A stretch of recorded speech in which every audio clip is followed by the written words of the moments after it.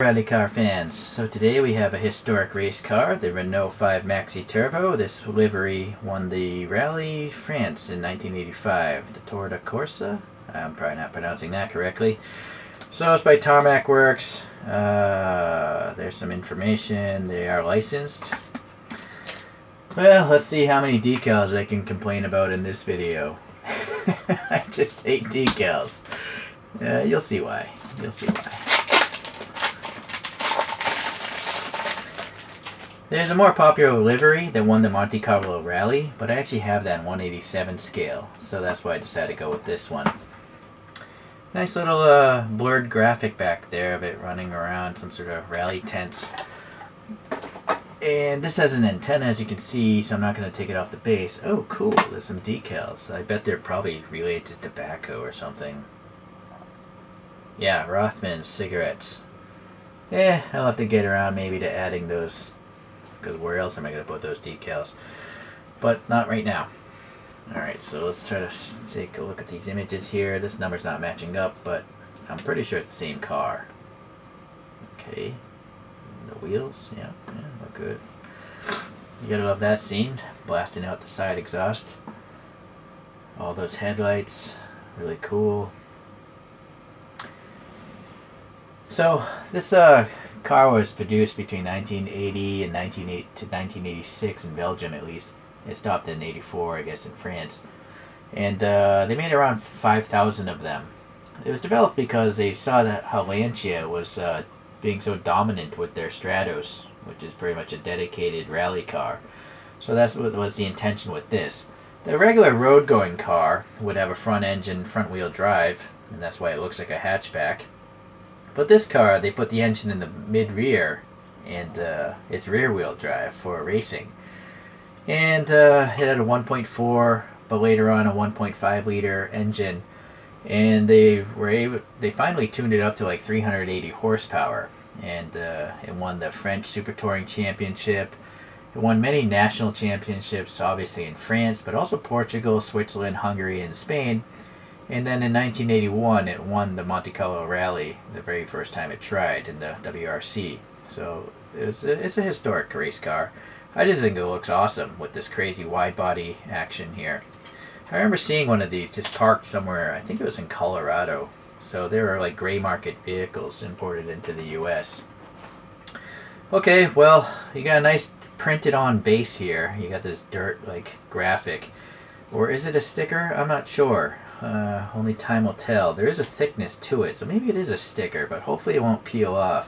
Apologize for my hands. That's black silicone. It's really difficult to remove. So it's nice that it tells you what the car is. It also tells you the year and what the competition race it ran in. So everything I want to know is there.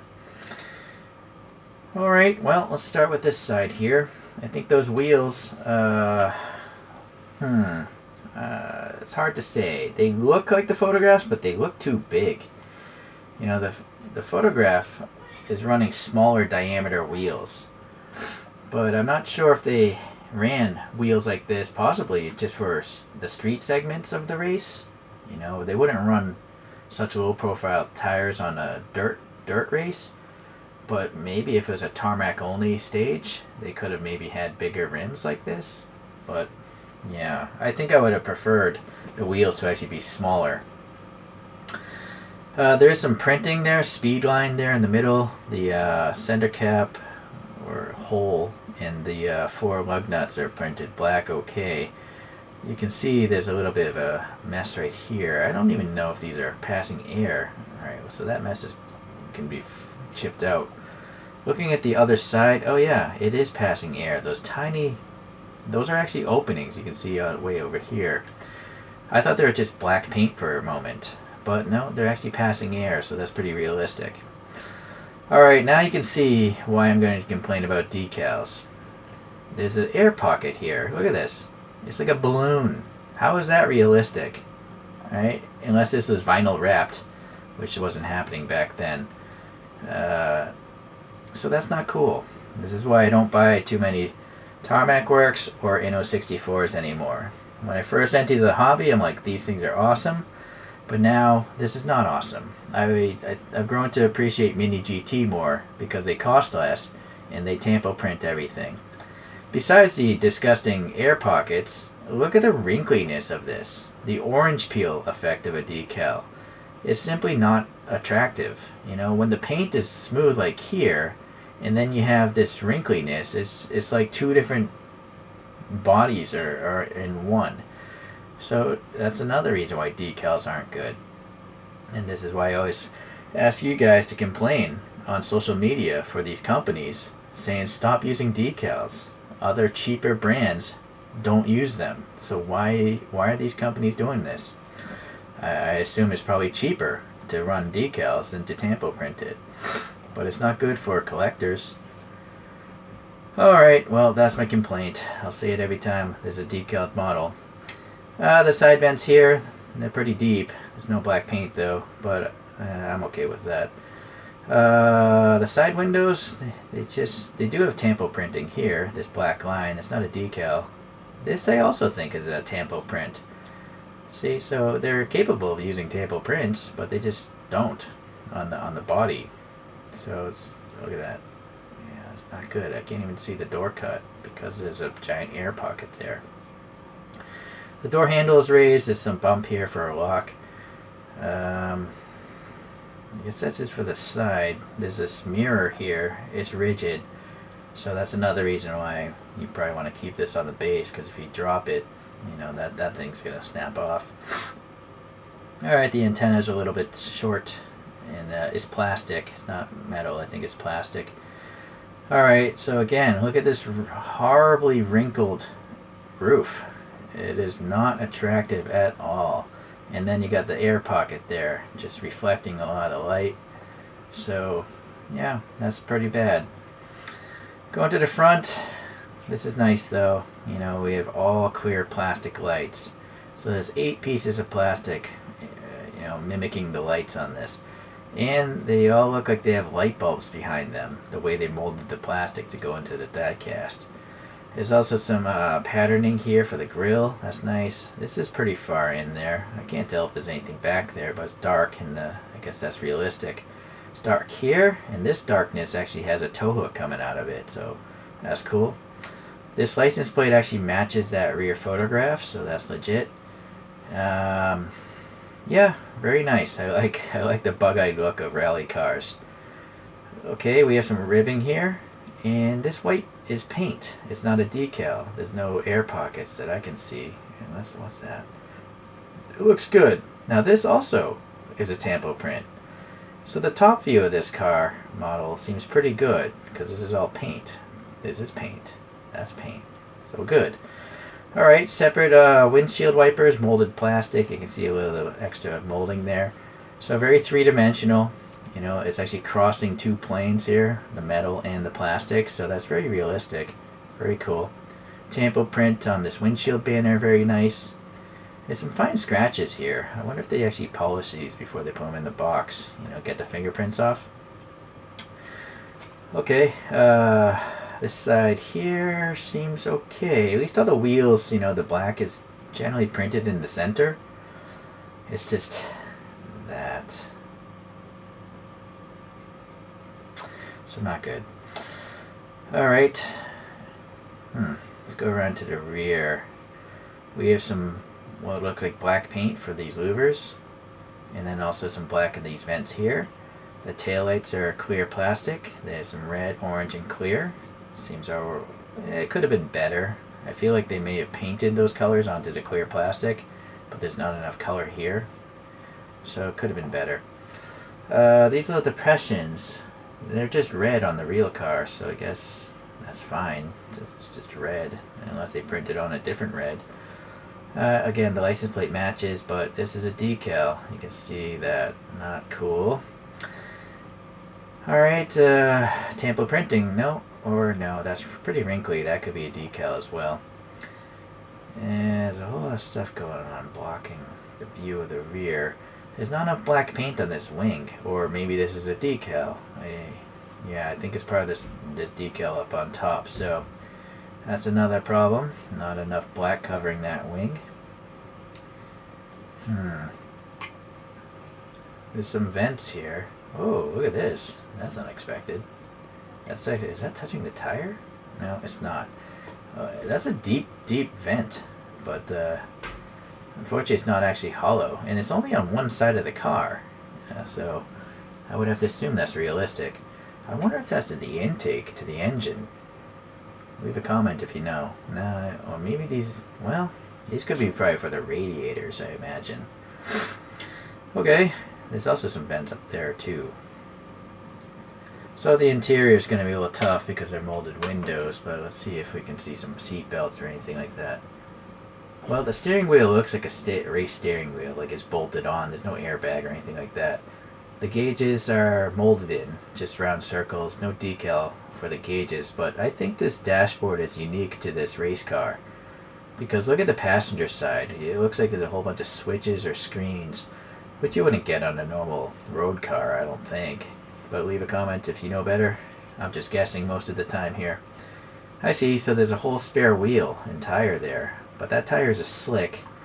Oh, yeah, this is running slicks too. So maybe this is like a road racing, a road stage, because it's running slicks. Obviously, if it was running on dirt, it would have treads, which Tarmac Works has no problem doing. You also see there's some reflectors in the mirrors, or hold on, I don't know if that's silver paint. I think it's one of those shiny foil stickers. Yeah, I think it's actually a reflective sticker. Alright, back to the interior. The doors panel has maybe an armrest. I can now see a seat belt there on the racing seat. Nice buckle details. Yeah, it's on both seats. So the whole rear is just a platform because it's covering up the engine. And we got the spare, so basically there's probably almost impossible to see out the back of this thing. But there is a rear view mirror right there hanging. The roll cage looks pretty good too. The roll cage has to be low because there's a clear piece of plastic above it. So that's as high as they could get the roll cage. Are those seats even in the same location? I'm wondering. Nah, I guess they are in the same like forward position. Sometimes the driver's seat is more close than the passenger side or the navigator side. So it looks like it's got some C-belt seats. I think those seat backs might be hollow where the belts are coming through. And the steering wheels and column has stalks on it for the turn signal and the wiper blades. So pretty good interior. Yeah, I'm happy with it. Alright, well, I guess that's it. So here's a CM's branded Stratos from 1978. Don't know what actual race it ran, but this is what they're looking at, Renault, and they decided they wanted to be competitive in the rally championships as well. Lancia's successor to the Stratos was the Delta, and this thing dominated for several years in the rally championships. That's also a CM's branded rally car. Actually, all of these are going to be CM's. This is a Peugeot 205, which ran in 1985. I think this is the one this may have won the championship that year. I don't know if the Super Delta won in 93. I don't know. I think the Corolla may have taken over at that time. So there we go. Bunch of rally cars. And then here's that Spark model 187 scale. These things are gems. They're so detailed, but this is 187 scale. This sadly is running decals as well. But look at the two antennae on this thing. Look at the colorful interior of this thing. It has a red dashboard. Let me do a quick little review because I've never bothered to review it officially. 2 different seats, seat belts, right? 6 plastic lights up front, maybe 8 with the, I think it could be 8 with these fog lights there. So yeah, very impressive for 187 scale. And the reason why is 187 scale is a hobby scale.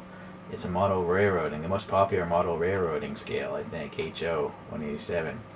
Whereas I'm afraid 164 is still a Hot Wheels toy scale. It has a ways to go.